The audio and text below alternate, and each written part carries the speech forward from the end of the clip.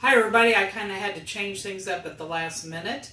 I'm going to do a twice baked broccoli instead of twice baked potato and some meatballs for the meal today that we're going to film.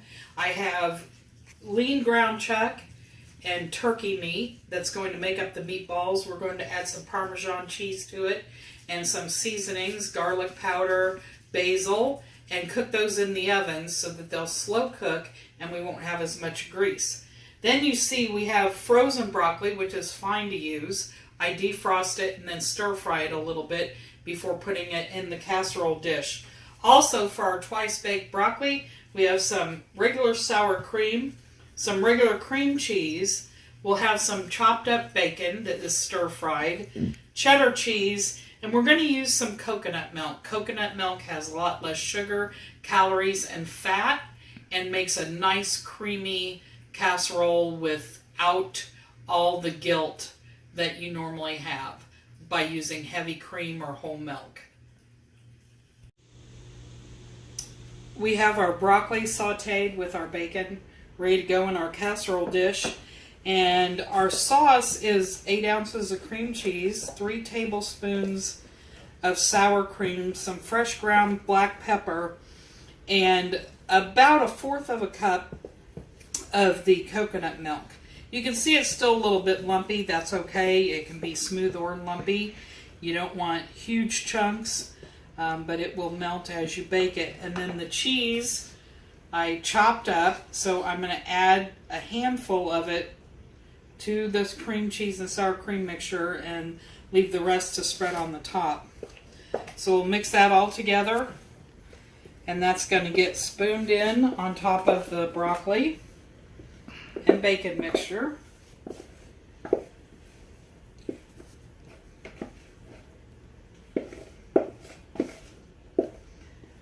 Now, the meatballs and the broccoli are going to cook at the same heat, 350. I think it must be my favorite temperature in the oven because it's easy to check things.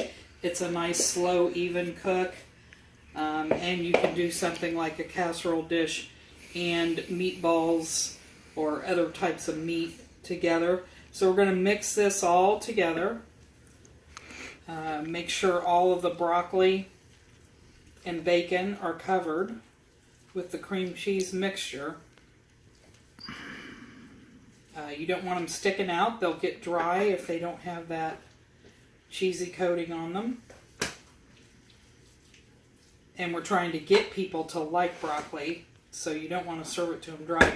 Now, so what I'm going to do is I'm just going to spread it kind of evenly in the dish so that it cooks evenly. So we'll smooth it all out.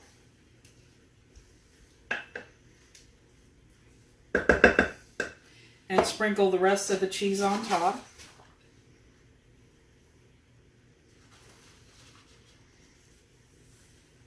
This is your twice baked broccoli instead of potato. You save an awful lot of carbs and calories by doing it with broccoli. I'm going to put the lid on and move it over and show you the meatballs in 2 seconds. Okay, we have our ground turkey and our chuck mixed together pretty evenly so that not one meatball will have too much of one of the meats. And what I like to do is I put a little garlic powder in.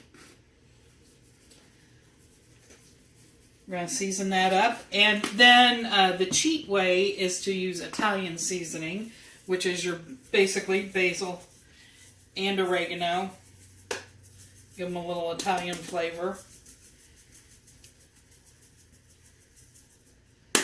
And then a lot of people use breadcrumbs. What I did is this is a little ninja chopper, and I put some leftover pork rinds. Pork rinds have no carbs. They have a smoky kind of flavor to them, and they absorb and help stick together the meat. It's just a great little crunchy extra bit of goodness instead of regular breadcrumbs. We've got 1 egg we are going to put in. And then this is fun. This is shredded Parmesan cheese. in a canister. So the Parmesan cheese gives you some salty flavor and meltiness of cheese all at the same time. So now we're just going to get this all mixed up together. Most of the time you want to get your hands in there and just get everything mixed up and squeezed together.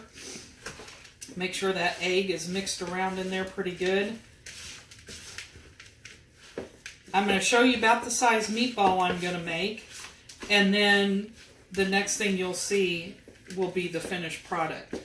And we'll have a nice healthy meatball and twice baked broccoli meal.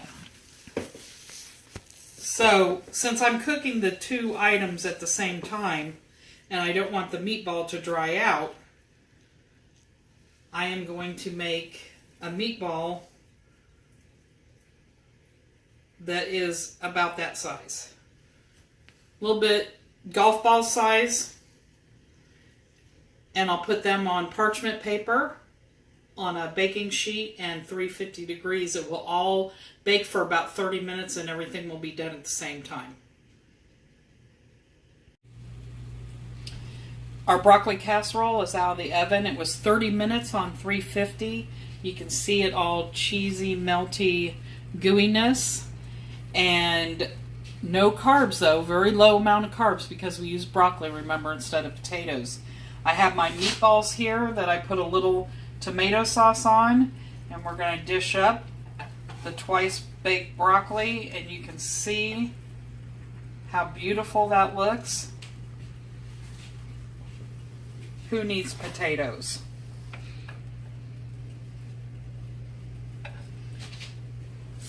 And I hope you all enjoy this meal when you make it for yourself as much as I'm going to get ready to enjoy it now.